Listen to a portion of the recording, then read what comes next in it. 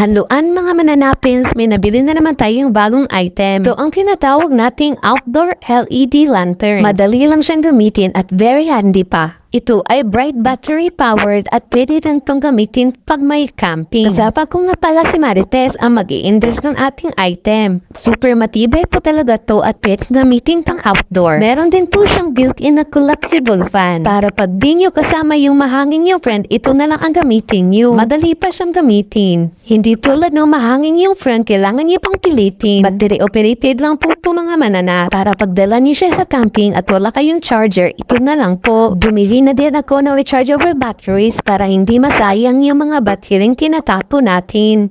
Pwede namang i-use na lang Ngayon, titistingin natin siya sa madilim na parte ng bahay namin kung gaano siya kailaw. At ang mas maganda pa nito, ito ay may latest technology features na 250 lumen. Mas marami lumens, mas marami ilaw. Mas malakas ilaw pala. Alam nyo ba na ito ay water resistant din? Napakagaan at pwedeng dalhin kung saan. Susubukan na naman natin kung paano ihang. Ayun, so nahang na nga natin at makikita niyo naman kung gaano kaliwanag ang aming bahay. Ayan, iikot tayo. Tignan natin kung gaano kahayag yung bahay namin.